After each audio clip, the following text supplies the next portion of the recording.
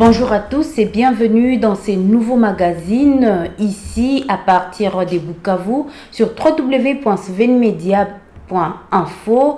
Nous émettons également sur la radio Sven 89.3 MHz. Aujourd'hui, nous recevons Jean-Jacques Bagabo. Jean-Jacques Bagabo, bonjour. Bonjour Madame Judith. Vous êtes coordonnateur provincial du parti Envol, parti cher à Délice et Sanga. Bien évidemment. Ici au Sud Kivu, c'est ça? Oui. Alors, avec vous, nous allons décortiquer le sommet de Windhoek qui s'est déroulé le 8 mai, où on a décidé du déploiement de la force de la SADC. Je vais ici devoir lire un extrait du communiqué final qui a clôturé ces sommets. Au 8e point, il a été dit, le sommet a sollicité la région d'apporter instamment un soutien au gouvernement de la République démocratique du Congo afin de lui permettre de redresser la situation à l'est de la République démocratique du Congo avant la tenue des élections nationales prévues en décembre 2023. Le sommet a mis en avant le soutien indéfectible dans la lutte contre les groupes armés à l'est de la République démocratique du Congo afin d'ouvrir la voie à la paix, la sécurité et la prospérité durable pour le bien-être de la République démocratique du Congo et l'ensemble de la région de la SADC. Le sommet a approuvé le déploiement d'une force de la SADC en vertu du cadre de la force en attente de la SADC en tant que réponse régionale pour soutenir la République démocratique du Congo dans ses efforts de restauration de la paix et de la sécurité à l'est du pays. Le sommet a approuvé la position commune de la SADC en vertu du cadre de la force en attente de la SADC en tant que réponse régionale pour soutenir la République démocratique du Congo dans ses efforts de restauration de la paix et de la sécurité à l'est du pays. Comment vous avez analysé ça, Jean-Jacques Bagabo? La SADC sera déployée, même si la date n'est pas encore reconnue et sa mission n'est pas bien définie. Comment vous avez analysé ça? Bien, merci Madame. Vous venez de dire un élément très important et je décide de commencer par là.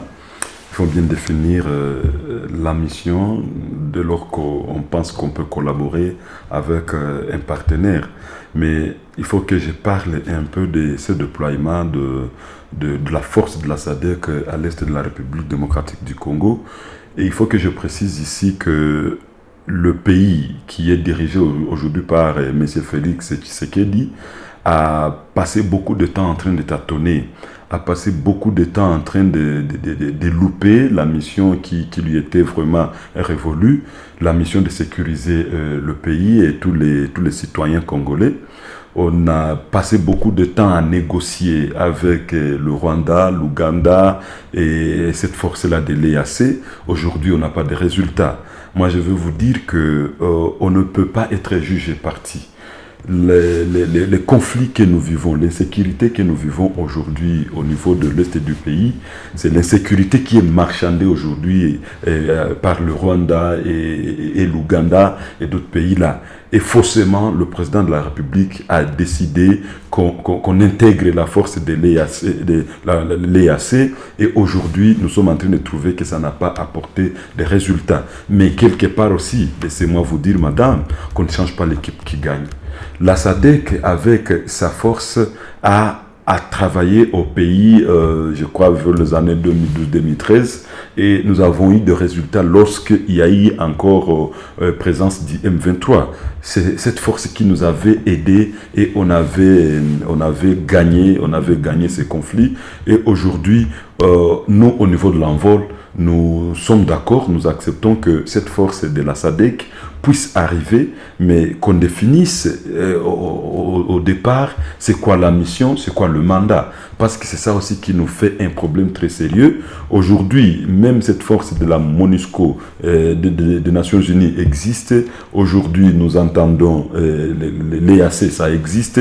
Mais du fait que la mission, le mandat ne sont pas bien définis, ces gens, ils se font des alliés des ennemis qui nous font la guerre aujourd'hui. Et donc, au niveau de l'envol, nous trouvons que le président de la République a traîné. Il a passé beaucoup de temps en train de tâtonner, comme je l'ai dit, et aujourd'hui, il pense, il essaie de prendre une mesure qui soit peut-être un peu salutaire, parce que la plupart des compatriotes congolais avaient crié, avaient appelé que comme on est agressé et comme il nous faut peut-être une force extérieure, que la SADC pouvait encore une fois nous aider. Mais le président de la République, en fait, peut-être parce qu'il voulait toujours continuer à imposer sa légitimité aux pays voisins, il avait accepté que ce soit seulement la force de l'EAC qui vienne. Mais aujourd'hui, la SADC, nous pensons qu'elle peut bien faire.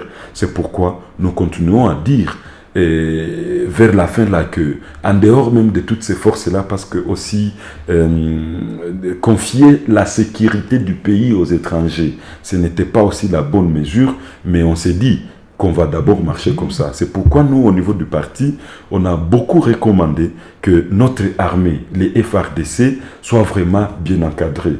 Nous devons arriver à avoir une armée qui défend l'intégrité du pays et que ça ne soit plus vraiment des étrangers. Alors Jean-Jacques Bagabo, dites-nous un peu clairement, cette décision du déploiement de la force de la SADC, vous l'encouragez, vous demandez à ce qu'on renforce les FARDC.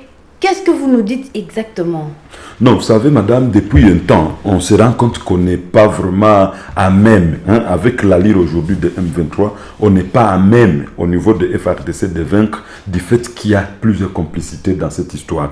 Nous, on avait demandé que la force de l'EAC quitte le pays parce que nous avons trouvé la complicité qui est là avec l'ennemi, entre autres le Rwanda et l'Ouganda. Et nous avons pensé que nous pourrions faire recours à cette force de la SADC qui nous avait encore une fois aidé pour terminer en fait avec l'insécurité. Une fois finir avec l'insécurité, parce qu'il y aura mandat, il y aura la mission, la force de la SADC aussi devra quitter et ça sera l'occasion qu'on pourra donner au gouvernement de bien organiser les FARDC pour nous éviter encore une fois de revenir dans la case de départ. Parce que vous savez que personne ne viendra faire notre sécurité. Personne ne viendra nous amener la sécurité dans le pays si ce ne sont pas seulement les Congolais.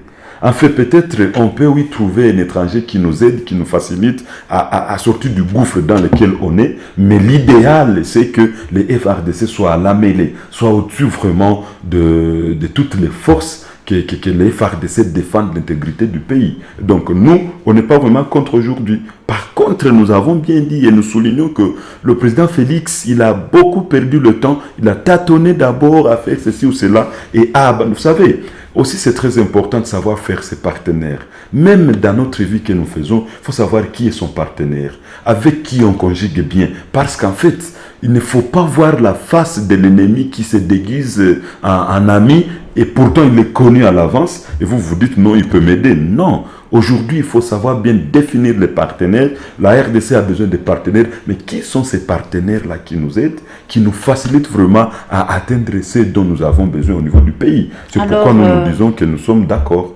Jean-Jacques Bagabo, comment allons-nous procéder maintenant que la SADC viendra? Il faudra d'abord mettre fin au mandat de l'EAC, que l'EAC parte, ensuite la SADC vient. C'est ça? Oui, vous avez suivi. L'EAC a montré ses limites. Et vous avez suivi que non, le gouvernement leur a accordé 3 mois pour qu'ils quittent, et ainsi de suite. Mais vous accordez 3 mois, vous n'avez jamais défini la mission, vous n'avez jamais défini le mandat. 3 mois encore pour faire quoi? Parce que les compatriotes qui sont en train de mourir de l'autre côté du Nord Kivu sont en train de naître encore quelque part. Non. Nous pensons que aujourd'hui, il faudrait vraiment qu'on finisse avec l'EAC. L'EAC devrait, juste après la démission du général là, Jeff, celui qui a démissionné récemment, parce qu'il n'a pas été à la hauteur de ses fonctions, c'est au même moment qu'on devrait donner l'ultimatum à toute cette force de quitter immédiatement le pays, bien que en fait... Est-ce que ça sera facile comme ça de demander aux forces, aux troupes qui sont entrées avec des armes Est-ce qu'on connaît vraiment le nombre de ces troupes-là qui sont entrées? Ça sera facile de leur demander de quitter le sol congolais. Oui, vous avez suivi. Le général Jeff, il a dit qu'il subissait déjà des menaces, il trouvait qu'il était... Des pressions, ainsi de suite. Il a décidé, lui, de démissionner. Et c'est comme ça aujourd'hui que le gouvernement peut dire, parce qu'en fait, nous sommes une nation indépendante. On peut décider, on dit, vous avez failli à votre mission. Vous pouvez quitter. Et vous allez quitter. Sous d'autres cieux, lorsqu'une mission a failli, non, une organisation a failli à sa mission, on vous donne 24 heures, on vous donne 48 heures, on vous donne 72 heures et vous devez quitter. Et c'est comme ça que le gouvernement devrait s'imposer. En fait, aujourd'hui, c'est parce que peut-être il y a des comment on les appelle, des contrats ou des collaborations qu'ils ont signées, des pactes qu'ils ont signés avec le président de la République. C'est pourquoi peut-être aujourd'hui, il ne sait pas leur dire de quitter. Mais nous pensons que le peuple congolais a montré qu'il n'était pas pour. Et c'est pourquoi le président de la République devrait essayer un peu de lire et voir qu'est-ce que le peuple congolais veut.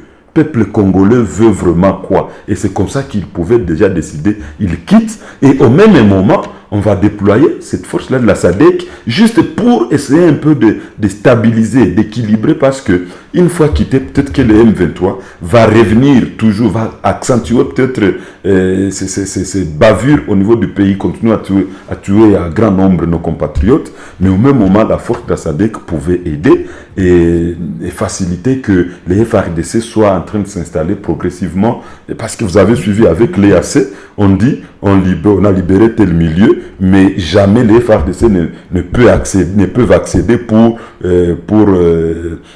occuper ce pays, cet endroit pour le contrôler. Vous comprenez que c'est un problème, il y avait du n'importe quoi, et aujourd'hui nous sommes très contents que le président Félix voit qu'il a échoué sur cette option-là, parce qu'on avait crié, on avait beau parler. Mon président national Delis Sesanga, qui est candidat aujourd'hui à l'élection présidentielle de 2023, avait bien montré que ce n'était pas la bonne voie. Mais les gens qui entouraient le président vont dire non, mais c'est du populisme. Aujourd'hui, on ne peut pas rougir les yeux de dire ça a échoué.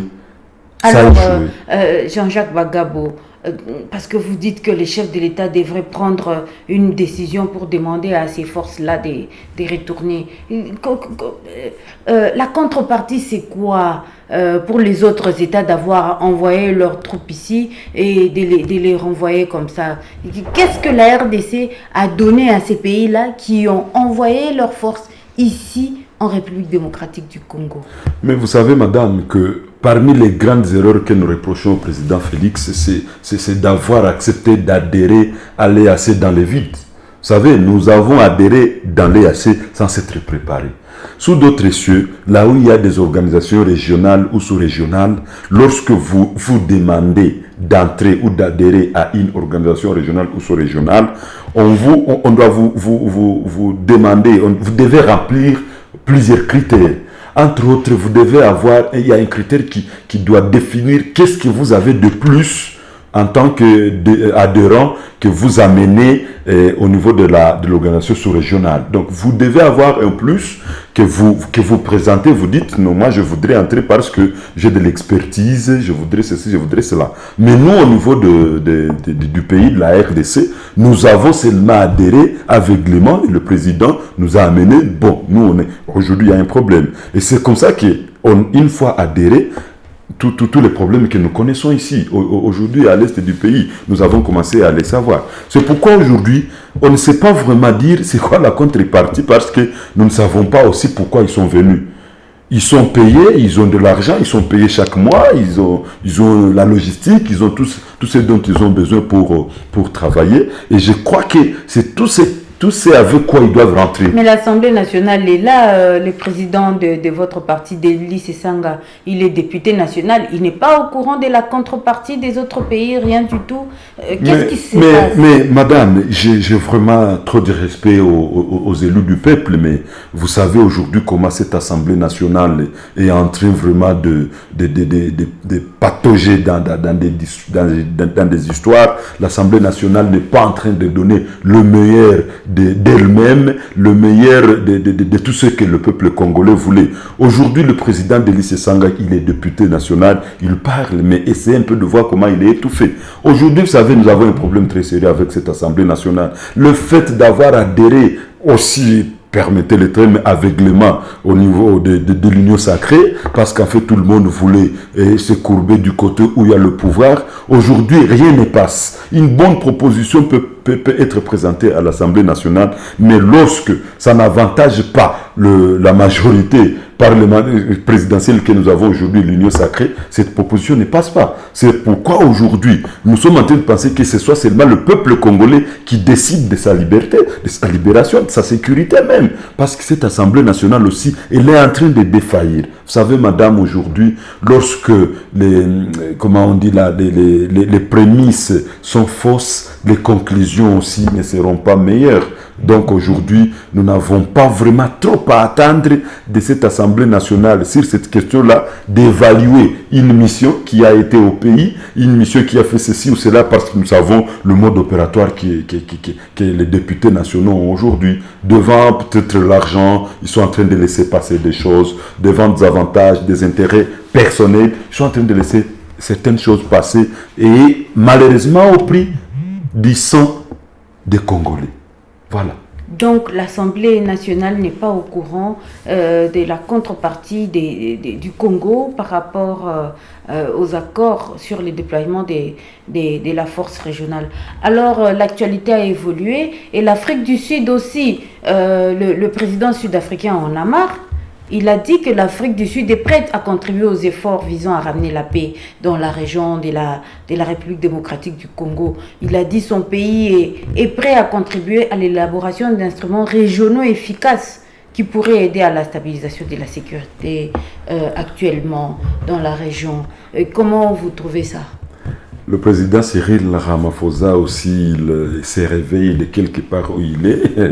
Il dit lui-même qu'il voudrait apporter un plus pour que nous soyons sécurisés. Mais madame, vous savez, en fait, nous ne savons pas qui est notre vrai partenaire qui peut nous aider à sortir du gouffre. Mais moi, je pense, en tant que Congolais, tout le monde qui est prêt aujourd'hui et qui pense qu'il pourrait contribuer pour que la sécurité revienne au pays, je pense qu'il peut être le bienvenu. Mais derrière ça, on se pose la question, est-ce qu'il n'y a rien qui est caché ? Nous savons aujourd'hui comment l'Afrique du Sud est en train de profiter de l'or du pays, du coltan de ce pays au niveau du Nord Kivu. C'est possible que pour des intérêts, ils disent non, voilà. C'est comme le Kenya, à un moment donné, le Kenya va nous dire non, on pense que ça peut marcher. C'est parce que le Kenya s'est fait beaucoup d'argent dans les banques ici au niveau du pays. Vous savez, aujourd'hui, la banque BCDC appartient aujourd'hui au Kenya et c'était tout à fait normal. Equity, oui, c'est ça. Aujourd'hui, la banque BCDC, on l'a transformée à Equity. Aujourd'hui, ça appartient au Kenya. Et les Kenyans n'avaient pas autre chose que de dire non, nous, on peut aider parce qu'il sait qu'il est en train de se retrouver quelque part. L'Afrique du Sud, aujourd'hui, peut dire oui, on veut faire quelque chose, mais je vais vous rappeler que au niveau de la MONUSCO, nous avons des Sud-Africains. Les Sud-Africains, ils étaient basés à grand nombre à Goma.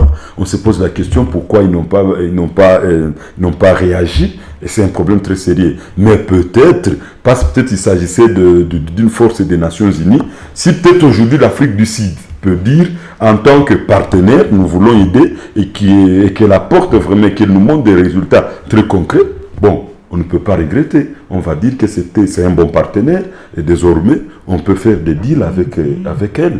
Mais aujourd'hui, nous pensons que le président de la République peut vraiment prendre cette mesure de demander d'abord à l'EAC de quitter. Nous allons encore essayer avec la SADC qui avait semblé nous aider lorsqu'encore nous étions agressés.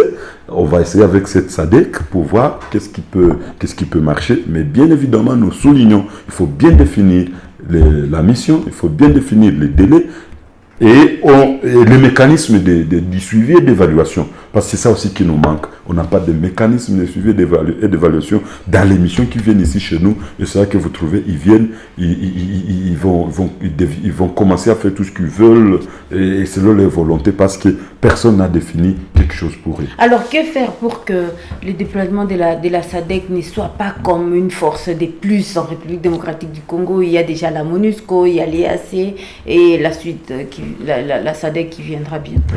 Bien, aujourd'hui, je l'ai bien dit, il faut souligner la mission et le mandat.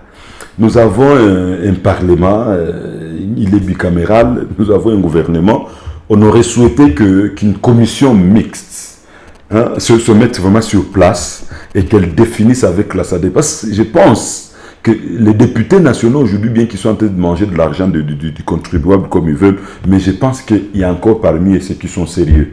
Et ceux qui sont sérieux, on peut les appeler, on s'assoit, on définit, on dit d'accord, la SADC veut venir, mais voilà, on voudrait que ça soit ceci, sa mission, on voudrait que ça soit les délais, et on définit aussi le mécanisme de suivi, je le souligne encore, le mécanisme de suivi et d'évaluation, et chaque fois, qu'on ne passe même pas un seul jour sans avoir évalué, sans avoir fait le suivi, pour voir comment on peut sortir. Moi, je pense que cette commission mixte pourrait facilement nous aider et qu'on nous évite vraiment de finir dans l'ombre, dans les vides d'une mission. Le président de la République, il prend des conventions, il signe, c'est pas des accords. Non, allez seulement. Non, on voudrait que ça soit au clair. Le peuple congolais lui-même aussi, il peut être en train de faire ce suivi. Ce n'est pas seulement que nos représentants, mais nous-mêmes au niveau local, nous avons une société civile qui est aussi appelée à intégrer cette commission. Et avec ça, on peut être en train de faire un suivi régulier, une évaluation régulière et progressivement, on peut peut-être s'en sortir. Oui, parce que vous avez parlé du peuple congolais. Comment doit-il se comporter maintenant, à ce stade? Comment devrait se comporter le peuple congolais? En fait, le peuple congolais aujourd'hui, je pense qu'il doit rester aux aguets. Il doit rester aux aguets. Nous, au niveau du parti Envol, nous sommes un parti vraiment qui ne favorise pas la révolution, parce que la révolution a beaucoup de dégâts, beaucoup de méfaits après. Mais moi, je pense que le peuple congolais devrait rester révolutionné dans sa mentalité. Qu'est-ce que cela veut dire? Vous êtes révolutionné, ça signifie que vous n'acceptez pas que quelqu'un que vous ne connaissez pas vous vienne et qui vous impose des choses ou qui vous demande « bon, moi je vais m'abriter ici pendant un temps ». Non, lorsque vous rencontrez un étranger, il faut bien l'interroger, il faut bien savoir d'où est-ce qu'il vient, ainsi de suite. Enfin, le peuple congolais... Et si l'étranger veut s'imposer, vous ne vous révoltez pas? Non, mais l'étranger, lorsqu'il vient d'abord, il veut vous rencontrer. Moi, je pense qu'il ne viendra pas. Celui qui vient s'imposer, c'est comme les M23, ils sont venus avec les armes. Là, ils se sont imposés, le peuple congolais s'est trouvé du Nord Kivu et ils n'étaient pas armés, c'est comme ça qu'ils ont commencé à fuir. Mais devant quelqu'un qui vient lentement, il vient vous poser des questions. Parce qu'à un moment donné, nous avons vu accueillir les réfugiés ici aujourd'hui et c'est ce qui a fait continuer aujourd'hui à couler beaucoup d'encre et de salive aujourd'hui. Nous avons accueilli les gens calmement et après, ils se tournent contre nous. En fait, le peuple congolais, il est appelé à être vraiment aux aguets, à dénoncer chaque fois qu'il trouve où ça ne va pas. Mais en fait, nous sommes obligés de nous organiser autour de la société civile pour voir dans quelle mesure on peut tenter de contraindre l'étranger à ne pas s'imposer, à ne pas faire de la loi là où, ici chez nous, quand il est arrivé. Et c'est là que nous continuons toujours à encourager et à dire très très grand merci au FARDC. Vous avez vu, le peuple congolais s'est mobilisé à un moment donné. On a trouvé d'une bouteille d'eau, qu'un sac de riz, pour aller soutenir les FARDC. C'est ça que nous demandons encore une fois au peuple congolais. C'est d'être unis au FARDC parce que, j'ai encore bien dit, sous-traiter la sécurité du pays, ça ne peut jamais marcher, mais ce sont nous-mêmes, avec nos FARDC, qui pourront vraiment ou qui pourrions vraiment apporter de la sécurité aux Congolais. Et donc, cette solidarité, cette complicité du peuple congolais au FARDC peut nous aider. En fait, on est obligé, jusqu'à preuve du contraire, maintenant de prendre notre mal en patience, mais que nos autorités soient en train de faire diligence pour que la paix vraiment revienne ici chez nous. Sous-traiter la sécurité, ça ne marche pas. Le peuple congolais devrait rester uni. Je crois que c'est par ces mots de Jean-Jacques Bagabo que nous allons clôturer cette émission. Merci d'être passé sur le plateau des Swin Media, Jean-Jacques Bagabo. C'est vraiment à moi de dire grand merci. Sven Media, aujourd'hui un média qui fait la fierté au niveau de notre province du Sud Kivu, du pays et du monde parce que il est suivi à travers le monde. Il nous a conviés aujourd'hui pour donner notre contribution. Moi, je pense que les autres sont appelés à contribuer, à apporter un plus pour que nous puissions bien évoluer. Merci beaucoup. Merci à toutes et à tous de nous avoir suivis. Continuez à cliquer sur les www.svenmedia.info 89.3 MHz ici à Bukavu. Écrivez-nous sur les numéros qui paraissent au bas de votre écran. Merci et à la prochaine.